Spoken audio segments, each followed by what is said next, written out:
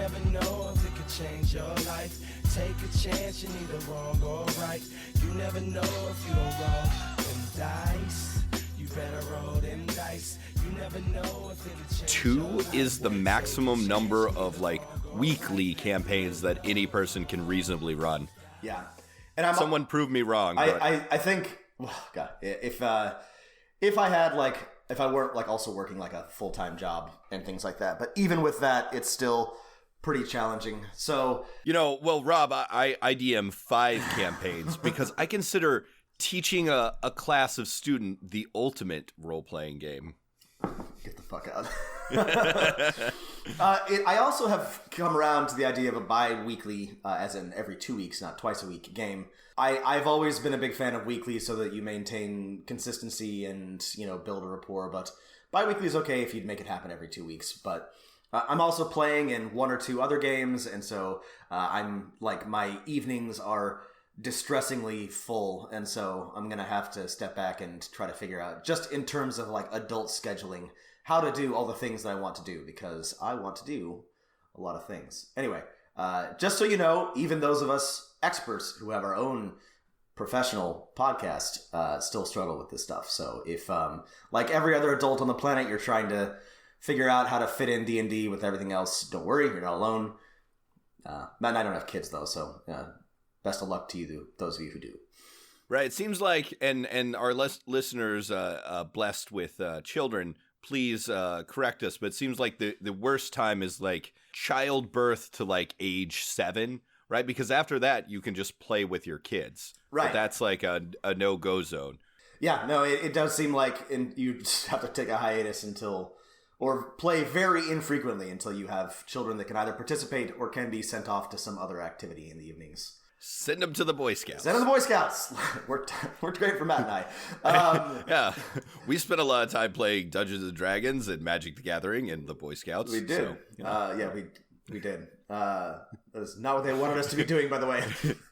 Here's a wilderness for you to explore. That's okay. We'll just sit in our tent and play cards. Mm-hmm. What are we talking about? Well, okay, so by the way, this is a podcast, and the name of the podcast is Dungeon Master of None, and I'm Rob. And I'm Matt, and today we're going to be talking about genre and role-playing games, a topic so vague and vast that you'll have no idea what's coming. Yeah, we have some specific points to discuss, and I hope it'll be interesting, but there's a this is... If you hate this episode, blame me, not Matt. This is my hobby horse. I have a bunch of axes to grind about this particular Rob's topic. Little baby. But first, we're going to answer some listener mail. And if you have been sending us mail, thank you. Please keep doing that. We're very sorry that it's taken us so long to get to it. So let's get through a few letters now as best we can. All right, here's one from Darren. And Darren writes us with some thoughts on the Guildmaster's Guide to Ravnica.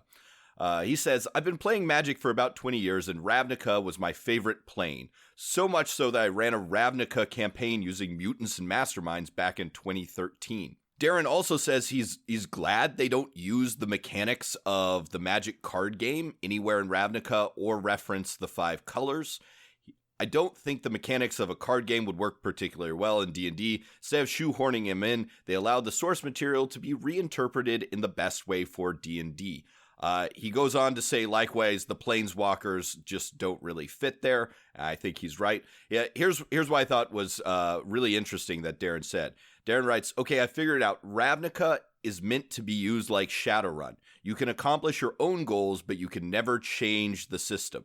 This realization helped me understand how I would use this book, though I still don't have a particularly strong inspiration on how to start a Ravnica campaign. Yeah, I thought this was a really keen observation as well, and something that I hadn't considered when we were doing our episode on Ravnica, because we both did complain about how you're a schmuck compared to a Planeswalker, which... Right, you can't change anything. You're never going to get rid of one of the guilds. It is a good point that it's very much the same in Shadowrun, where you, no matter how good a runner you are, you're still at the whims of the mega corporations and the dragons and all the other like high-level spirits and whatnot who have actual power. And that's still fun to play in, even though you sort of accept that you're never going to bring down the corporate system and whatever. Maybe not. Maybe there's some Shadowrun campaigns to get that far, but they're definitely not designed with that in mind. And that's still a fun RPG. So you set up smaller goals for the player characters, right? And it sounds like maybe just surviving would be one of those. It does. Like making enough money to pay off your debts to the syndicate or... Yeah, it would be great to play it like literally like a fantasy MTG Shadowrun campaign. I mean, just thinking of it as that would be a great setting. And I wish I'd thought of it. That would be a really great way to approach the sort of Ravnica aesthetic, the setting. Well, what Darren brings up is like, oh, you should treat Ravnica like a Shadowrun game. Isn't really facilitated by the Guildmaster's Guide, right? True. They're sort of like, join a guild, right? If they had presented player characters in this setting are like runners, right? They do jobs for anyone, right? And they have to survive. That would be a great option. I would buy that on the guild or on the DM's Guild, right? A guide to setting up a neutral mercenary party in Ravnica. That's true. The way that the Guildmaster's Guide sets it up encourages you to join a faction and work on behalf of that. And then, assuming you're any good at it at all, you will unbalance the powers, but you literally can't. So that's still like sort of that's Darren and us headcanon changing the way that it works. But it's a good way to approach it, I think, if you're frustrated about how to make a campaign. Like we said, I think in the actual episode, it's going to require a lot of legwork to make it an interesting and challenging D&D campaign. But if you and your players are interested in the setting, there's definitely something to be done here for sure. Thanks for running, Darren. That was a really very keen observation. And just because we don't love Ravnica doesn't mean that it's like a bad setting or doesn't have anything to offer. It's just I don't know. We played Magic before that, I think, before Ravnica was really significant, and it never really don't know a whole lot about it. But Rob and I are just waiting for that classic alpha campaign setting or beta or what was the Oriental one that had a weird, terrible name. There was Arabian Nights. Yeah, we're waiting for the Arabian Nights campaign setting. Yeah. Anyway, thank you again, Darren, for writing in, and we'll probably revisit Ravnica at some point, assuming they release more material, because I think they're probably going to. So I think they will too. There's a block in Magic I noticed at my friendly local gaming store out for Ravnica right now. So they will never give up on Ravnica. It's a fan favorite. All right. Right, weren't you reading, Rob, that like Wizards or Hasbro was like, ooh, the nerds are really eating up the chum of Magic this quarter. Profits up 30%. Yeah, I don't remember what I was looking at, but Hasbro is expanding. They're in a growth mindset. I don't remember where I read this, but what I think it's like it really is like a company like, oh, they're possessed of the bull totem spirit at this point, not the bear. I don't know the numbers. I haven't looked at it, but I think the launch of MTG Arena went well, and so Hasbro and Wizards of the Coast are looking to build up that part of the business. And again, I also don't know how good sales of Guildmaster's Guide or Ravnica were, but I would be surprised if we don't see more crossover. And to that point, Matt and I just became aware this week of Matt, what was this? A Dungeon Master's Guide from the Adventure Zone or something like that? It was... Remember what it was the Penny Arcade guys or something, right? They were doing... You know what I'm talking about? Oh, an Acquisitions Incorporated not Adventure Zone, Acquisitions Incorporated. Acquisition Incorporated. Licensed source book for... Dungeon Manual for 5th edition. So this is exactly what I'm talking about. I for whatever reason, I think maybe, I don't know, because of creative control or nerds being nerds, but in the past, Wizards was very reluctant to, cross the streams, as it were. But it definitely seems like new management with their growth mindset is looking for ways to combine and merge and bring attention to related properties and bring in fans from other parts of the fandom, which I think is generally good. I'm real ambivalent about a Acquisitions Incorporated book. I'm going to try not to be a curmudgeon. I don't want to be the grognard for younger people that the grognards were to me when I was starting to play D&D. So I will try to keep my mouth shut about this, but I have opinions about. I'm interested what this means for the open source of 5e, because the Acquisitions Incorporated is somewhat involved with actual employees of Wizards, and I want to see like whether the source book is like open source or whether like there's a beholder in it or something. Mm-hmm. Yeah, I'm just curious. We have lots of questions about business and licensing because we're interesting people.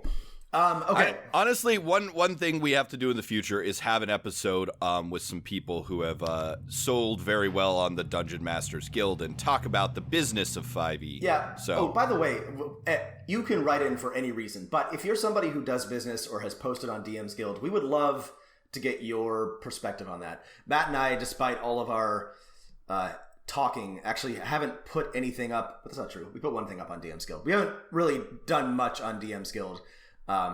Because we're both lazy and busy, but we would like to know more about it. So if you have experience with that, please write in. We would love to have you on the podcast if you have extensive experience. But let's go on to our next question. This is sort of... Yeah, okay. This next letter is from Sid. Hey, Matt and Rob, I continue to enjoy your show. Thanks for your previous advice. So here's a question from Sid. Do you have any tropes/hooks to introduce a new character while the party is very isolated, like in a remote dungeon? My party will be venturing well off into remote regions of a tropical island to try and recover an amulet. If someone dies, which is very possible, I'm trying to figure out a way to bring a new player into combat other than dropping him through a portal a la the opening of Time Bandits. I love Time Bandits, so that's fine with me. But there's some very well-established tropes, and no, they're not very original or compelling, but I don't think there's anything wrong with one of two things. Either your players come upon somebody engaged in combat with some foes, or they engage in combat with foes themselves and are joined by a stranger who aids them, or the other... I would say my favorite is someone trapped in the dungeon, right? That was going to be my... Imprisoned in an artifact or locked in a cell. That's my second favorite. So those are the two that I would go to. I don't think you need to get any more complicated than either of those, though talk to your players. If one of them dies, say, how would you like to be reintroduced to the campaign? And right. And give them those, 2 or 3 options, right? You can be a fellow explorer of this remote area. You could be someone captured. You could even go like really wacky, right? Speaking of Time Bandits, you could be someone imprisoned in an artifact for 200 years. So they could be a person from the past or something. I did this with my Eberron campaign. My players were deep in a mega dungeon, and I had a new player join, and I was like, well, you've been imprisoned down here. I'll leave it up to you, why you're there, but, you got trapped, and then they find you in this jail cell and free you, and you join with them to complete the quest. It may be unsatisfying, but it's really hard to beat. Those are tropes for a reason. They happen in movies all the time and books. So if you need to add somebody to the game or replace a dead PC, there's nothing better, in my opinion. Problem solved. Problem solved. Our last letter comes from Logan, they write, hey guys, new listener here, currently marathoning through the backlog at work and absolutely loving your content. Hashtag content. So I got kind of a weird question regarding the topic of min-maxing and when it's appropriate and not. I have a 5e warlock that values intelligence over everything else. And flavorfully, he is an absolute introvert, shutting out basically the entirety of society for the sake of having his nose in a book written in an ancient language. The problem is this character is a warlock and by design has to have a high charisma. I basically made the decision to max out his intelligence with charisma right behind, even though in character he is the least charismatic person you could meet.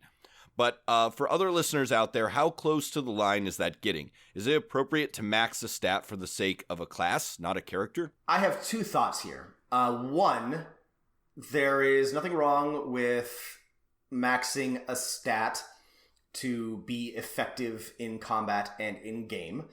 And there are a lot of ways to approach that.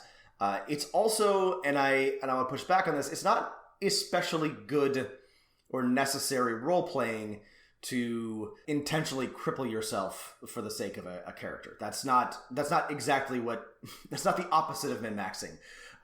There's nothing wrong with having a high intelligence warlock. In fact, that can be kind of fun and interesting.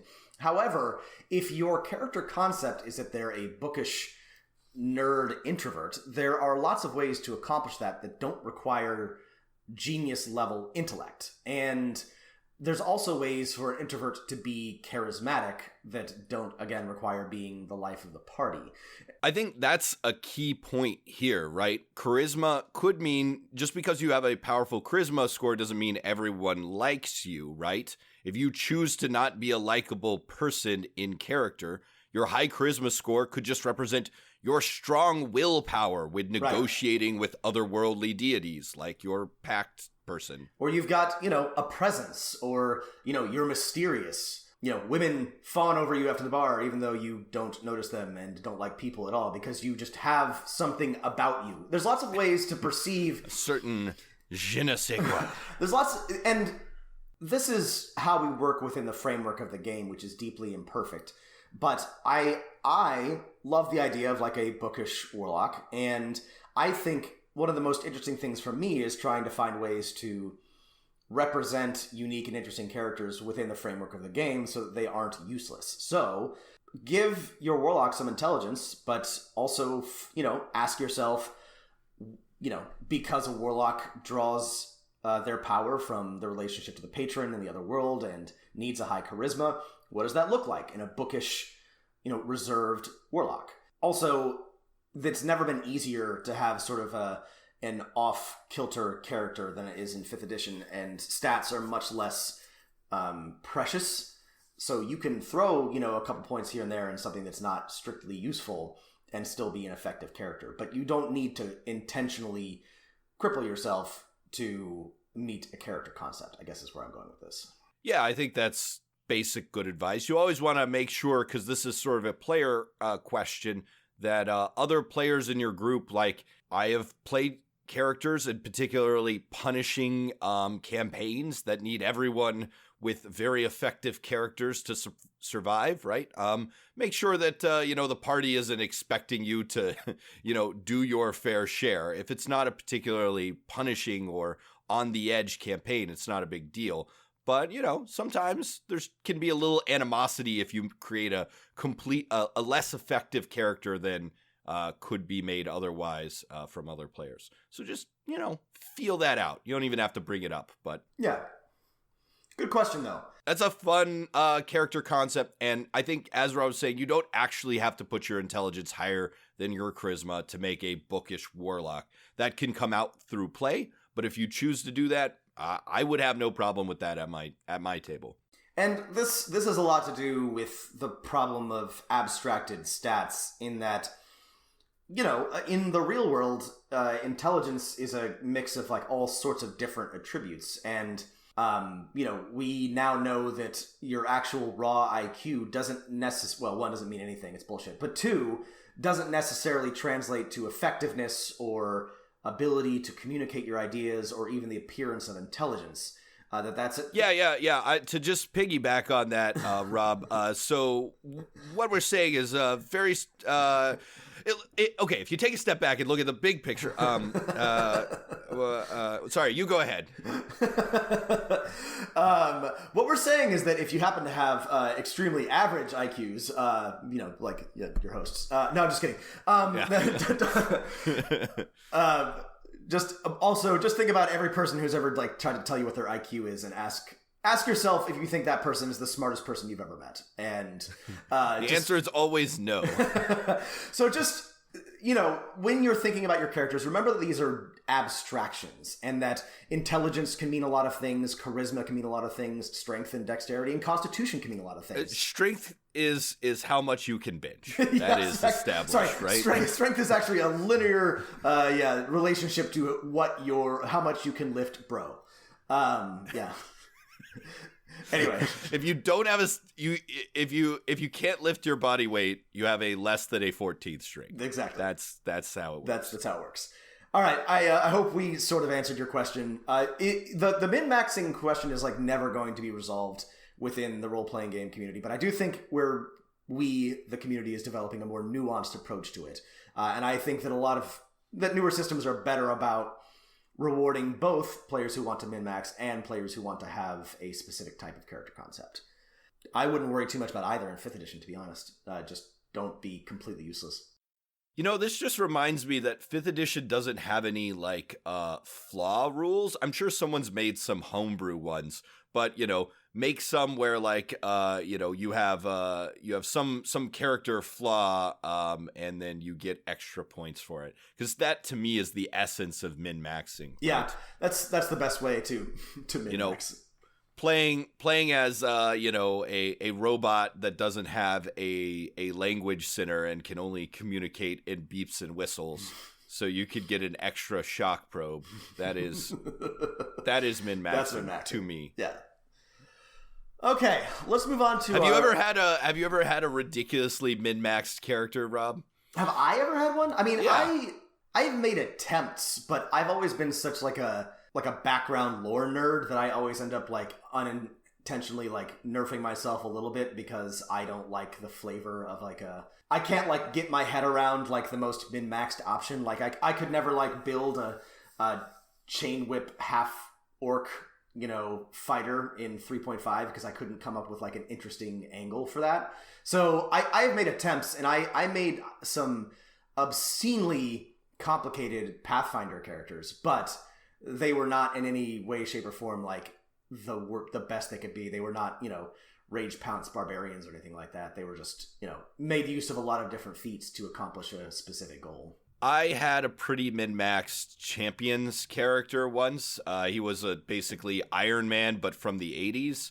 So all of his, data was recorded on tape decks and things like that. It was a flaw that gave me a ridiculous amount of points and that the Dungeon Master never brought up. So I basically had a flaw that never came into play that was cool and gave me, fucking armor piercing lasers or something that wrecked everything.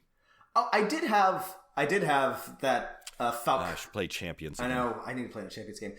I did have that Falcata using fighter in the Falcata, which was a ridiculously, min-maxed weapon. It had higher crit range and higher crit. And then I ended up not using it because I kept getting these monster crits, which was not the point of my character, who was supposed to be fighting with a sword and shield and be a charismatic, dashing fighter type. And so I ended up not using it because it didn't fit. But that was a little I felt guilty about that because I knew that it was numerically vastly superior, and I picked it, and it ended up overshadowing some other members of the party when I would get these 3 times crits.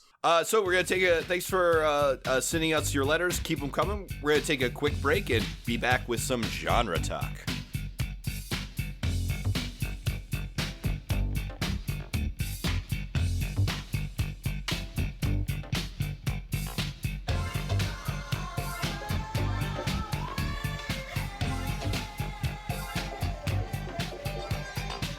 Here's what we mean when we're talking about genre talk. We nerds, role-playing game aficionados, dungeon masters, all operate in a very in the realm of genre, a dirty word that literary fiction people use to look down upon those of us who read and enjoy science fiction and fantasy. And to those people, we say, fuck you. Marlon James is writing a Game of Thrones fantasy epic. Right, which is your precious literary people are all coming to our side. Which I'm trying to be tongue-in-cheek here, and one of the things that read the History of Seven Killings. It's really good. It's really good. One of the things I want to point out is that genre doesn't really mean anything. Cormac McCarthy wrote one of the best science fiction books ever written in The Road. It is a post-apocalyptic novel. It is absolutely science fiction, but because it's Cormac McCarthy, it gets put in the literary fiction section. And there have been plenty of overlaps like this. So genre... Oh, Margaret Atwood, right? Who has written speculative fiction basically all the time and was a big proponent of the word, basically finally got lifted into the mainstream.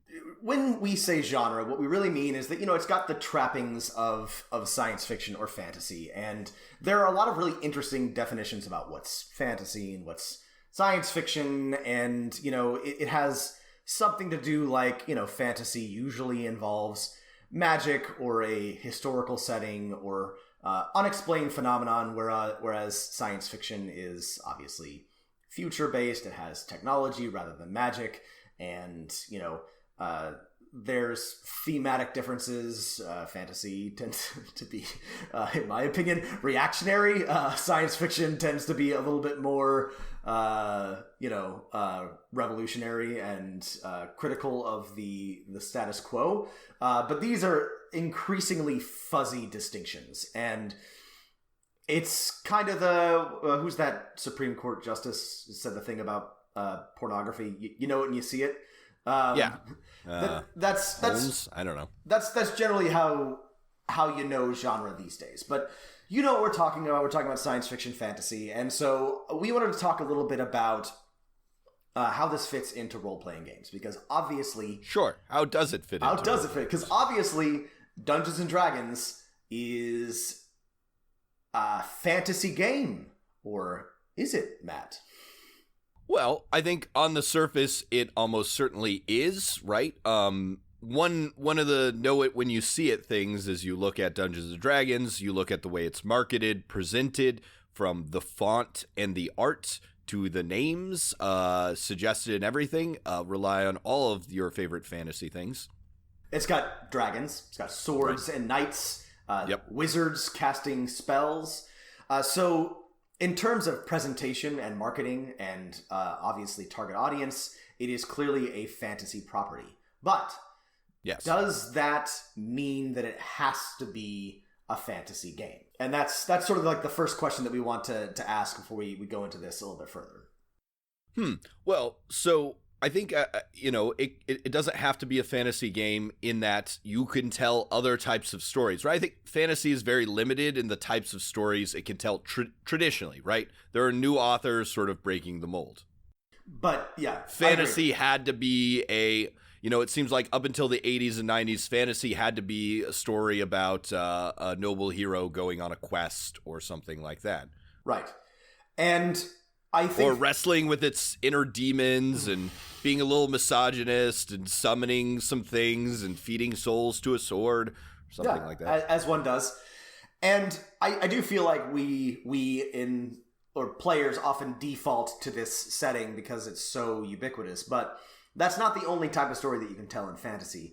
But it does, so in terms of theme and setting and just the general trappings, it definitely makes the most sense to look at Dungeons & Dragons as fantasy and to play fantasy games in it. I think a lot of people want to use the framework of it, which is good and easy to use, and adjust it to play other types of games. And I don't think this is the best use for Dungeons & Dragons. I don't know if you agree that. And that sort of like comes into our discussion of genre, because it actually takes some interesting turns when you start talking about actual role-playing games and when they try to simulate time periods and technology levels and things like that. I guess the fundamental question that you're asking here is, one, does fantasy have a set level of time periods and technology levels? And does fantasy have sort of a set range of storytelling tropes, right? Yes. And the real, to me, and this is true throughout the fantasy genre and through Dungeons & Dragons for as long as its lifespan, but where it starts to fall apart and when you start to find out whether or not it's a general setting or just a fantasy setting is when guns are involved. I think the real tell here, or the real... Is guns? Well, there is... No, I'm serious. There's in traditional fantasy, there appears to be a hard stop in terms of technology and time period that with the introduction of gunpowder and firearms. You don't get that in your Lord of the Rings. You don't get that in... You don't get it in Dragonlance. You don't get it in right. Any of the D&D spin-off novels. Yeah. And that's interesting because firearms can absolutely coexist with knights and armor and swords and things.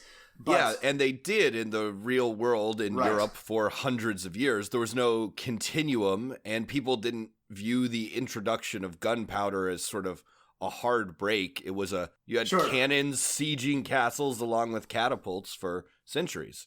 This is all like very much generalization, but I think that D&D doesn't do a good job of modeling firearms. It never has. 5th editions is okay. But it also seems like it's something that requires a little bit more of a nuanced setting, especially as you get to more advanced firearms and try to do things like include firearms and magic. It's not just like firearms. It can be things like printing presses or clocks or, compass. How do those things coexist with magic? And there have been some very interesting attempts to answer this question. Things like Eberron, for example, or in my opinion, Dungeons & Dragons, because it would take so much work to reskin and reformat all of the inherent tropes, and this is a complaint that we have had for a while, is that a lot of stuff is built into the actual mechanics of the game. Things like thieves having literal thieves' cant, warlocks having a patron, and sorcerers having a bloodline. It makes it somewhat complicated to detach that from a specific type of fantasy aesthetic. It's doable entirely, but I think that D&D has too much structural fantasy built into its bones to be very good for a different type of setting. Unless you're going to do some sort of, early modern Renaissance, steampunk, where magic exists and you're just going to build stuff onto it. But even then it starts to get complicated. I think you can also easily take a setting back to, if you wanted to do a Roman Empire thing or a sort of a Romance of the Three Kingdoms kind of, or Warring States, that all works pretty well. Mm-hmm. Feudal Japan also seems like a popular choice, though lots of firearms there, so... Yeah. So I guess what we're saying is, I'm saying I think D&D is built to be fantasy and it's baked into the system. So your thesis is Dungeons & Dragons has a genre with it, right? Whether people admit that or not. Right. And I don't think it's the only game. And I wanted to bring up some other examples. For the other obvious example is Shadowrun, which has cyberpunk baked into its bones. You can try to run... I honestly can't imagine doing Shadowrun.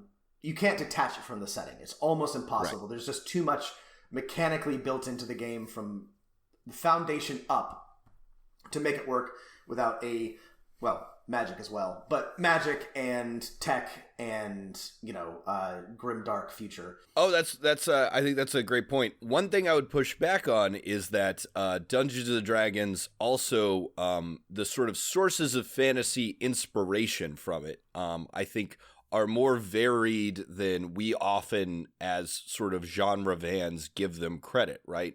Jack Vance's Dying Earth series is more like a, post-apocalyptic science fiction told through a fantasy lens. Well, and that's reflected in D&D used to have a much richer selection of settings. They didn't used to be sort of like mashed into all Forgotten Realms. I mean, they did include some Ravenloft stuff, but just as a sub, plane of Forgotten Realms. So the Dark Sun was a great reflection of that Jack Vance, post-apocalyptic, dismal fantasies type stuff, and that's true. There used to be a much, there are more things that were drawn from than just Lord of the Rings, though. So let's talk about if you are somebody who likes to play with genre or wants to set a game in a non-standard setting or location, or try to do something a little bit different, what systems are good for this? If you want to break genre, you could go for, I think a great way to do it is go to a pure storytelling setting, right? To use, for example, something we haven't really talked about on the show, but is a system we're both fans of, the Burning Wheel system, can be great for breaking genre. Burning Wheel, as is written, is very fantasy heavy, but there are tons of other great hacks, spin-offs and spin-offs that do that. Same with Powered by the Apocalypse type games, incredibly easy to add on your own trappings. Or the Fate system, right? I've played Fate games that are pulp, that are Dresden Files, that are the Cuban Missile Crisis. So if you want something crunchier, GURPS is always an option. Not one I wouldn't necessarily recommend, but it is very flexible. It is workable. It has the tools that you need to build any sort of different type of technology or magic or whatnot into it. Same with Savage Worlds. Again, a little bit of legwork here, but they're both pretty genre neutral, or have modules or add-ons that you can pick up and plug in to meet your expected setting. Can you impose a genre on a game? Here's the question. So we sort of circled around this, but can you impose a genre on an existing game or a setting, or should you try to find a system that works with the genre that you want to work within? And this is a question that I think that comes up a lot with D&D. Is it more work to learn a new setting, or do all of the the heavy lifting of adapting an existing setting that may not be the best fit because you like the rule set? I've already weighed in on this. I think that D&D specifically really only works with an increasingly broad range of fantasy stories, but I still think that if you're trying to tell a modern world game or a science fiction game, or even a steampunk game, that it's probably better to turn to a different setting, one that has the better tools to help you accomplish that. I agree, with the caveat that, as we said, science fiction, fantasy, the line between them is often blurred, right? That's why we use sometimes the term speculative fiction. Right. I think there are a lot of stories that might be classified as science fiction that could be told with D&D, right? Star Wars is not really a science fiction thing. Lots of people have talked about this. No one cares how a lightsaber works, or how you go to hyperspace, or what fuel you need to go there. Lucky at you, Solo. It doesn't matter, right? The story's about characters and fighting against an evil empire and stuff like that. Right.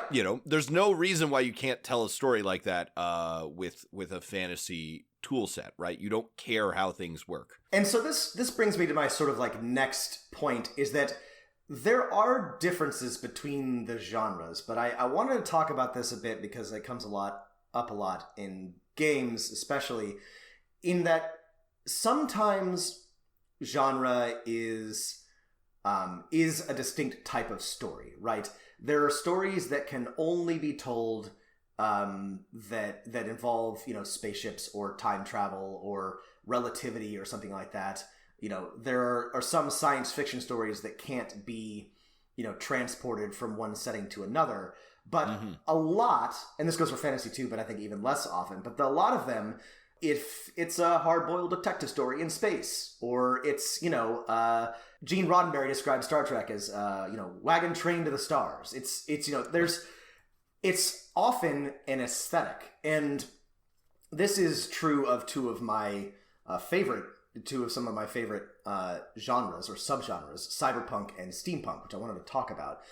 Ooh. All right, let's bring some punks in here. So cyberpunk, if you're not familiar, is it's generally credited to, the origin of it is William Gibson's Neuromancer, which brings in all of the dismal corporate future and hackers and AIs and giant RAM techno cities. Snow Crash is in this thing too, obviously Blade Runner. But as many people have pointed out, we still have a lot of, again, this is relevant because there's a Cyberpunk 2077 video game coming soon from the creators of The Witcher, based on the RPG, right? Yeah, based on the role-playing game that's existed for a very long time, back to the early 90s, I think. But Cyberpunk, by the reckoning of a lot of people, including, I think William Gibson even said this, and he's also become a lib, so who cares? But anyway, is dead. is Cyberpunk is dead because we're living it. And part of the problem is that we have all of those things. We have the grim corporate future. We have the surveillance state. We have devices that we're essentially hooked up to all the time. It's just very boring. And so Cyberpunk has become, in a lot of ways, just the aesthetic, right? The Blade Runner, dark, city, flying cars and rain all the time and neon lights and holograms and androids and whatnot.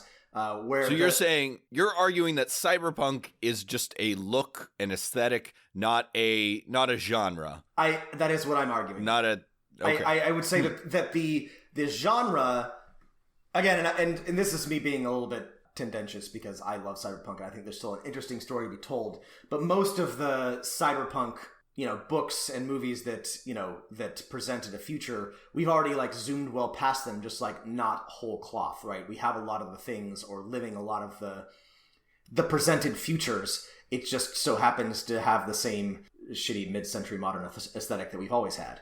And so again, we have all the terrible stuff, but none of the cool stuff. So Rob's mad about the shape of the iPhone at the end of the day. Correct.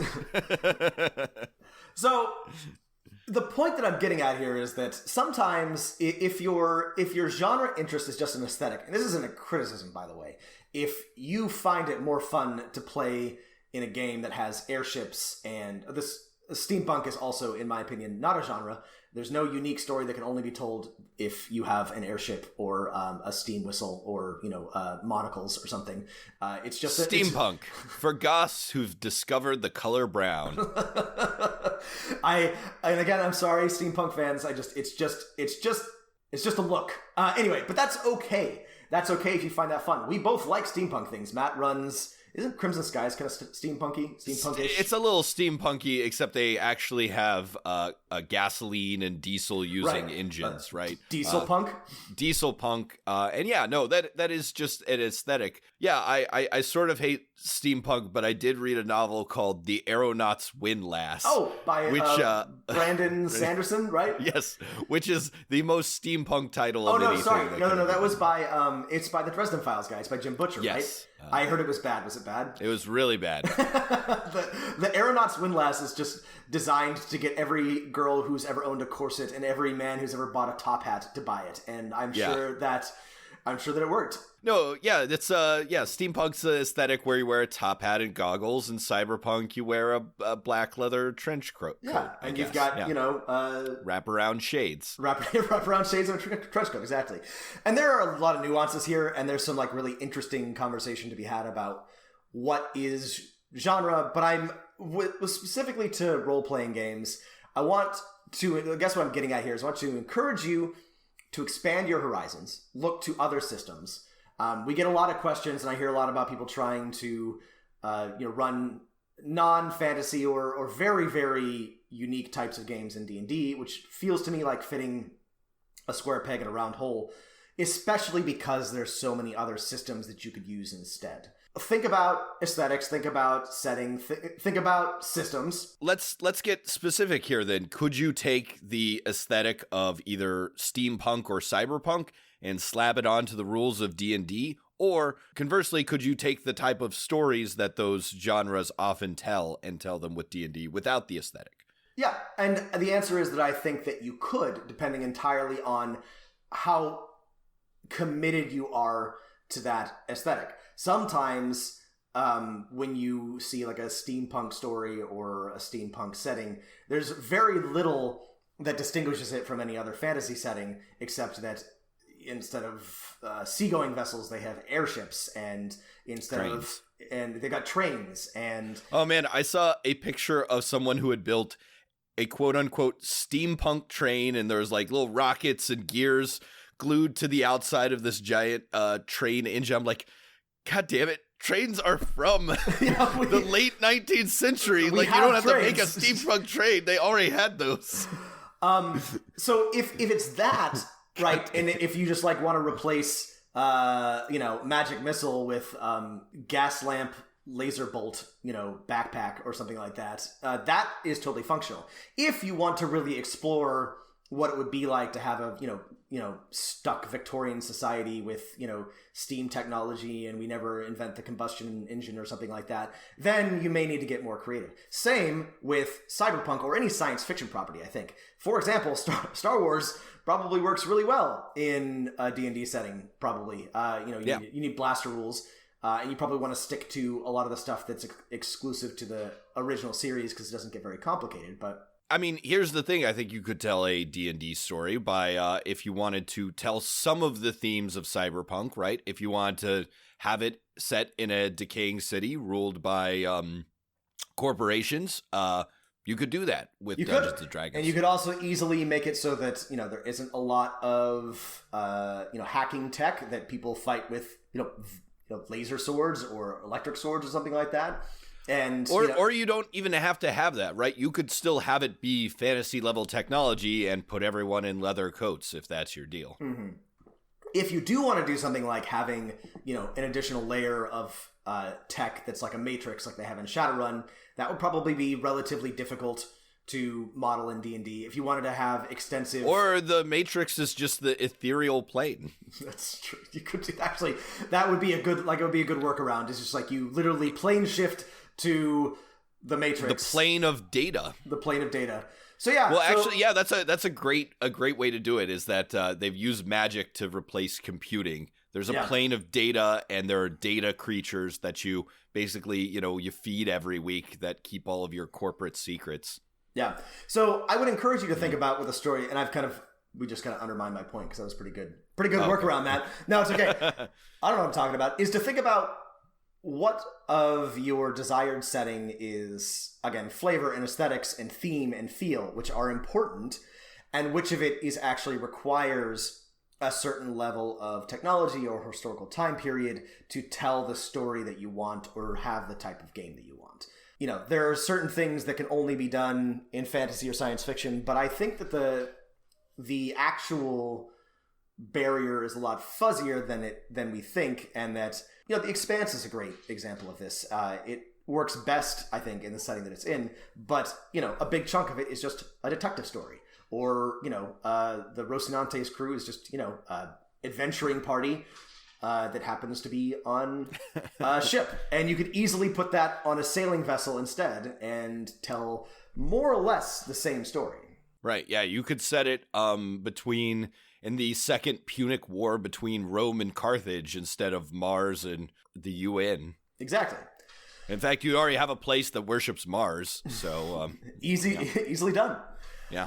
All right, so... The last Greek, the Belters are like the Greeks, I guess, in this one? Belters could be... Gauls, maybe? They could be Aegean pirates or something. Or last Greeks. You could throw in some mythology, have the gods be the ones who send all the weird fantasy. Yeah. The weird virus, alien proto-molecule. Proto-molecule could just be a offshoot of the Titans or something like that. Look at this. That was easy. Yeah. Okay, so we talked about genre, and then we've talked about aesthetic and how to think about those in your game. What is hope punk?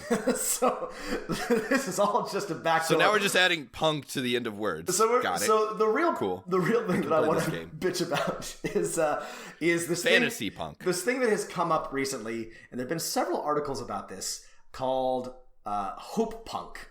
And hope punk, and Matt has put this on me, but I want you to know that I am no fan of this, and it has been bewildering and confusing to me to see this repeatedly come across this word in my reading. But this comes from a Tumblr post and then many subsequent articles from Alexandria Rowland, who wrote, "The opposite of grimdark is hope punk, pass it on." Right. She goes on to explain that hope punk is about the glass is half full. Yeah, we're all a messy mix of good and bad, flaws and virtues, but we're also soft, forgiving, and kind. Hope punk says kindness and softness doesn't equal weakness, and that in this world of brutal cynicism and nihilism, being kind is a political act, an act of rebellion. So this is interesting to me because I do think there is... So the idea behind this... So here are some examples of hope punk, according to the author. Okay. According to the author. Jesus, Gandhi, Martin Luther King, Robin Hood. No, I'm not done yet. John Lennon, Harry Potter, Lord of the Rings, especially the bits with the hobbits. It also is associated with Hig, that Scandinavian comfiness business. Coziness. Okay. But what it is not, right? It's the opposite. So things white people like. Right, it's the opposite of. It's the opposite of like Warhammer 40K, the original Grimdark. Okay. Game the of opposite Thrones. of Grimdark, right? Right. So here's the thing. I do think that there's like a virtue in resistance, for resistance's sake, right? Fighting against impossible odds is something that we all love and celebrate in people and in our heroes. But what Hope Punk seems to be suggesting is that literally just existing is valuable and worthwhile. And even though in like sort of this mission statement, It says it's about demanding a better, kinder world, the examples that keep coming up, like Harry Potter and also the Hobbits, doesn't seem to support that. Harry Potter and Lord of the Rings are both the heroes, return to the status quo is what the heroes. Those are deeply reactionary novels. They're about restoring a like more just. There's a Dark Lord challenging, the world that was working perfectly before. And it keeps coming up that like being soft and like wholesome and cute, and again, there's nothing wrong with these things, but like this is just like a completely like incoherent idea. And I also sort of like, the most upsetting thing about this is there's nothing punk about any of the people or books or properties that are listed in any of these like Hope Punk treatises. It's just utterly bewildering. So this is sort of a weird back labeling of things, right? Yes. Like when Cyberpunk came out, there were books and magazines and aesthetics and short stories and then eventually movies and things like that. Steampunk, I guess you could argue with the like Bandit of the Time streams, like it did start and has a set of fiction associated with it, right? It was a movement, aesthetic movement. I don't know anything just came out that's like, oh, this is Hope Punk. Right. It's a whole new movement in the genre of fiction. It's been applied to things retroactively, which is also Jesus. Yeah, I'm just telling you, this is the internet is a weird place in the 21st century, because there's no reason why anything this like weirdly incoherent would ever have anyone's eyeballs be on it in the past, but now because of just like all of our weird like overlaps on Twitter and online, something like this can suddenly pick up steam, and I am forced to read multiple articles about it because I hate myself. Well, here's 2 points, Rob. One is Cyberpunk, while it was mostly aesthetic, right, did have some sort of political message. Well, that was usually that the corporate takeover of our society was bad and scary, right? And anti-democratic, and it sucked. And so, sorry, I didn't actually... Steampunk really has no political message other than let's pretend colonialism never happened. So this is the point that I failed to make when we were talking about aesthetics, because I got caught up, is that Cyberpunk had a political message. It had a point and a story to tell. Steampunk is just, aren't monocles cool? And again, that's okay. Like, it's like not a problem, but like... When we talk about like distinct like subgenres like Cyberpunk was telling a very specific type of story that had a point of view. And it was a very compelling point of view. And the reason why it's now an aesthetic is because we have now like well exceeded like a lot of the things that Cyberpunk was positing as a grim future and are living it. And so all that's left is the wraparound shades. The wraparound shades, the trench coats, and the neon katana lights. that comes out of my forearm. Yeah. And I'm sure that there are people who disagree, and I think there's been sort of a resurgence of interesting cyberpunk stories recently. But I'd say the early 21st century, it was basically just returning to like sort of an 80s aesthetic synthwave type thing. But Hope Punk is not only is not an aesthetic, it's definitely not a subgenre. It doesn't have like any sort of like political message. It's utterly like nothing at all. It's completely going to political protest is hope punk? Calling your senators is hope punk? I don't know. Crying what kind is of hope protest? But what kind of protest, right? I can think of a lot of protests that are maybe not great, right? It seems to be utterly like avoiding like any sort of political alignment whatsoever, and then just like the act of existing and wanting a better world, whatever that means, right, is somehow hope punk. And though here's a hint: lots of scary and bad people want a better world. They have different definitions of what that world is and who gets to live in it. The greatest thing about the otherwise middling Firefly Serenity movie is that the villain wants to make a better world. He wants to make all of them better worlds. Build a better future. He just wants to do it by murdering all the people who don't fit. Like, that's a compelling villain. So you can want a better future and have a really bad idea of not only how to get there, but what that future looks like. And so again, a lot of these things are worth celebrating, like Sam's Two Towers speech, at the stone window is a beautiful, compelling, powerful speech, but it's potatoes. It's in service of something, and it's trying to get Frodo to get up and go somewhere and accomplish something. Again, restore the monarchy, but whatever. Hope Punk doesn't even have an end goal. It's just keep on going. It is good. Again, it is virtuous to can persist in the face of impossible odds, but you should have an idea of what you want that future to look like, and it's not hope punk if that future is the same or the way that it used to be. That's not punk. The real problem here is the word punk, which is definitely an anti-establishment, revolutionary idea and aesthetic from its very origins in music. But let's say, to play devil's advocate here, right? Nice, the original post of hope punk is the opposite of grim dark, right? Mm-hmm. And grim dark is definitely, I think, a I don't know, aesthetic, maybe not a genre of that. I think it comes from Warhammer 40K tabletop game, right? In the grim darkness of the far future, there is only war, and it's it's been a sort of aesthetic and attached to everything from we've got the gritty new Batman movies where he doesn't wear blue anymore and he growls all the time, to Game of Thrones where everything's shitty, right? Mm-hmm.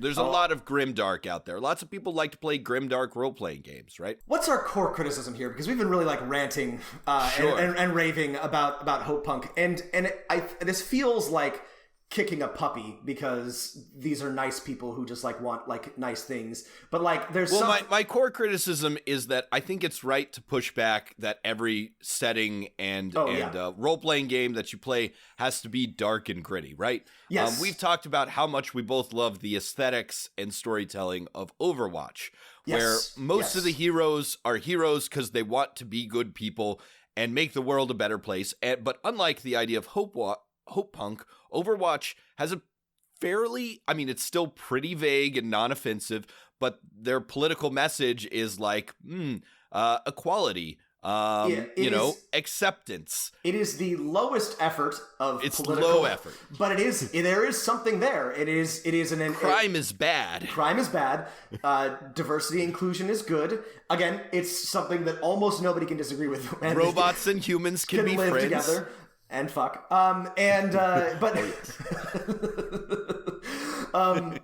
Somehow people still manage to find things to be angry about. But there is something there. And so hope punk just appears to encompass everything that envisions a future that is not shit.